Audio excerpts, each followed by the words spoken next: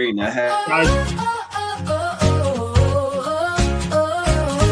When you need a mortgage, don't stress at all. Just tune right in and give these guys. Good morning, YouTube. Today is Friday, February 6th, and it's cold outside. What's going on? What's up, fellas? It's going to get colder. It's about to get colder. We're getting that alert again on our phones. Extreme cold temperatures here in the Berg. I made Natalie leave a little bit early today, go to work because of the impending snowstorm. She said PennDOT is out and ready. So if you're joining us this morning, know that you'll have a clear road. Sounds like you needed to hit up the PennDOT salt pile for your ice jams, Tommy. I had a hell of a week. I know some of you probably watching this have talked to me, during my whole fiasco, but ice jams are a real deal. Don't let it get to that point, guys. As you see the icicles start to form, hit them down, and then start to maybe get some calcium chloride pantyhose and make some ice dams and let it run down and trickle through and get in that gutter, because what happened to me, you don't want to have happen. There you go. That's home ownership 101 right there. Ice jam's bad. Ice jam's bad. Maybe get those little cleats that they put on the roof to stop the ice from sliding down. I thought that's more of an out west thing. But with these crazy cold temperatures, I mean, I don't know. Is weather here to stay? Is it not going to happen next year? We don't know. So I don't know. I think I might put it on my roof anyway. Anth, the weather's like interest rates. You can never tell what's coming. But how's your ice jams going over there? Well, I'm hoping I don't end up in Tommy's situation, but I think at some point I might have to get a ladder and get up there and get some of those big ice blocks out of the gutters. So yeah, we'll see how that goes. I don't know about the salt pantyhose. It works. That's the first thing on ChatGPT. It says fill up the pantyhose. Make sure they're not too thick though. They need to be like the skin color nylon ones, not like a cloth one. So the salt needs to be able to breathe. Did you take Natalie's pantyhose, or did you go to the store and actually buy them? I bought them. I don't know if she owns any, to be honest with you. But yeah, I went out, bought them. There's some salt nowhere, so you're already in for it because salt's sold out everywhere here in Pittsburgh. I ended up having to pay $75 for 50 pounds of salt. And then it brought me to a great new business idea where I'm just going to sell salt out of the back of my car. So hit me up today if you guys need salt. I have it in the back of my car. I have a whole pallet. I got a brand new, not open yet, 50-pound bag of calcium chloride. $135 is the price that it's going to go for. So hit me up. It's available. Yeah, it's cheap. It's going to be 62 in Georgia today. But anywho, we're going to be talking CTAs today, specifically CTAs with repairs, because, guys, realtors, I know you think that lenders just hate those and they want to give you a hard time. But, I mean, frankly, we're bound by the contract you give us. And the problem comes up when you have a CTA, you list repairs that need to be done part of the contract, and then we're told, well, actually, these repairs are going to be done after closing. That does not work, and that's a major problem. Yeah, that anything you have listed on that contract is something we're going to follow up on, like you just said. That's why it's very important to know what you are putting on that contract and that CTA as well. We preach this in the meetings and every other time that we can. We cannot have repairs listed on that CTA if you're not going to have it completed before closing and want to get us all necessary paperwork. If it's on there, we need invoices. We need quotes. We need a letter by that contractor saying that these repairs were completed in a proper manner and under the same code that whatever municipality you're in. So it's very important. As soon as you put something on that contract, we're going to need to dig into it. Yeah, I mean, Anth, we have a problem with repairs not being done before closing. And then this other problem that comes up that doesn't really make sense to me is, oh, well, the seller's brother fixed it. Well, we need on the financing stuff done by a licensed professional. And if you're wanting this done on a sales contract, I think a buyer and a buyer's agent would want a licensed professional to do the work as well.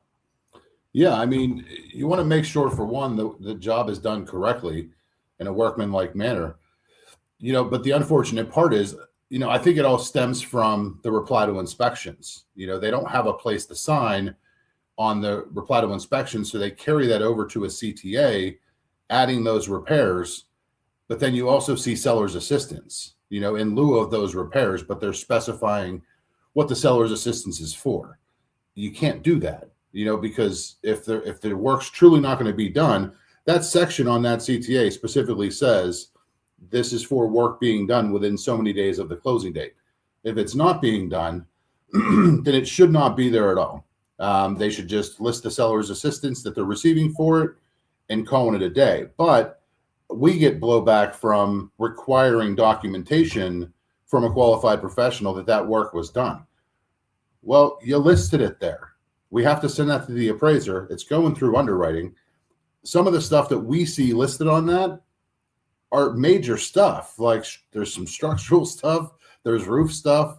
I mean, it's basically like somebody threw up on that CTA with everything that's wrong with the house. Mm-hmm. So yeah, we have to make sure that it's done in a workmanlike manner.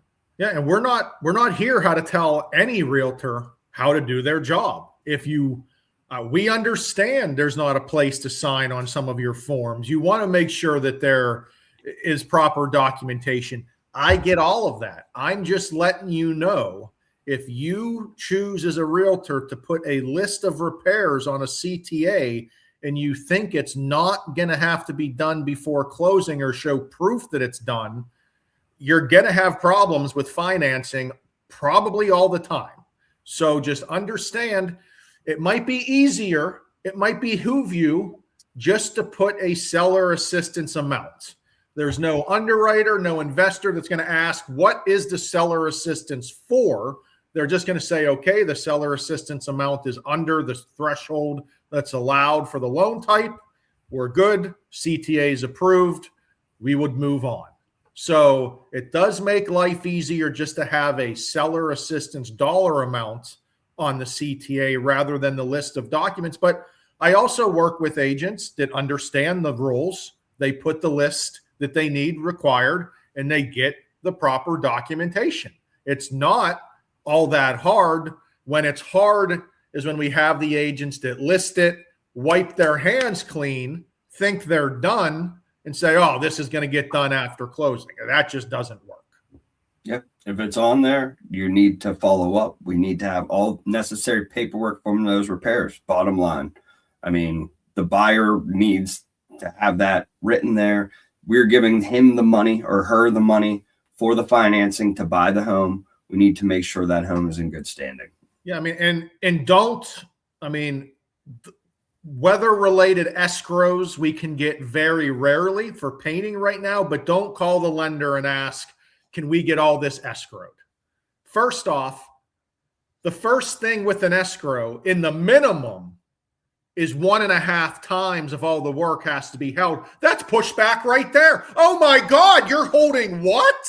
It's like you have work on a contract that isn't done. We have no idea the actual cost of it. And the initial pushback right away is the cost of the escrow. So more than likely, an escrow is not going to happen. So we just need to get rid of the misconception that, oh, lenders hate CTAs. We absolutely don't hate CTAs. We just have to follow what you guys give us. And we have to follow what the contract says. We can't just follow what some agents decide to make up in their head. Yeah, unfortunately, we don't have too much gray area on our side of things. It's black or white with most of our decision making. So that's kind of how it falls in. I mean, that's how the cookie crumbles. And you have to look at it from the lending side. We are lending money on collateral. We want to make sure the collateral, the house, is in as good of standing as possible. And I don't understand why anyone in the transaction, when you're putting something on a contract to get fixed, is going to have that fixed by someone that isn't licensed or prepared. Would you like me to fix your electrical GFCI? I can come over there and do it. Would you let me do that? I don't think anybody would let me do that. My parents love me, and I don't think they would let me change that. And if Tom is a plumber and he has a license for plumbing, he still can't go over and fix the GFCI because he doesn't have a license to be an electrician. So again, pre-offer huddle, talking to your loan officer through the transaction, Anth, is very, very important, because again, the last thing you want is to hand in a CTA, it gets to underwriting, and it's a oops, I did it again. I wanted to fill out the CTA the other way. Prestige worldwide.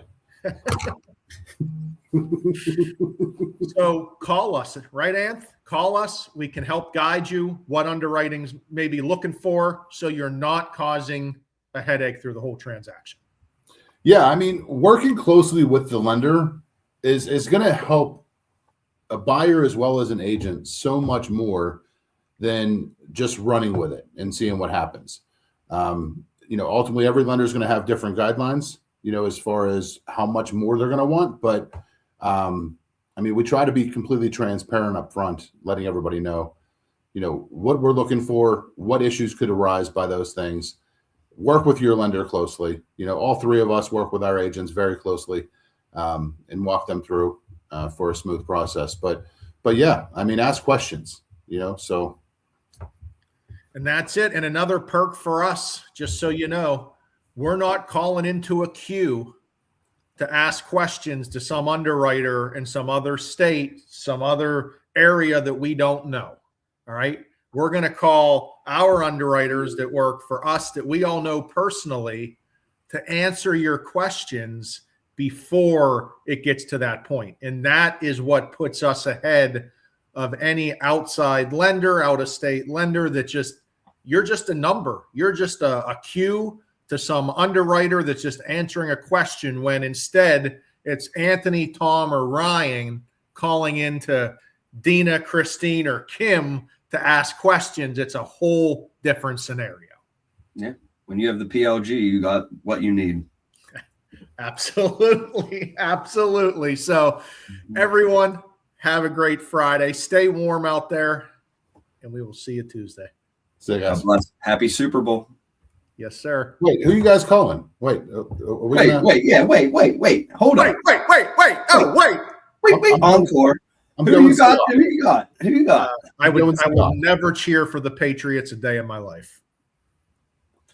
I think I'm going to cheer for Seattle and bet the Patriots. No. I think that's the play. Nope. Route by Seattle. What about you, Anth? Bet the over. I'm going Seahawks. Yeah. Oh, man. I'm going probably an interception on the last play of the game. They should have ran it in. Something like that. Later, boys. Later. Tom, Ryan, and Anthony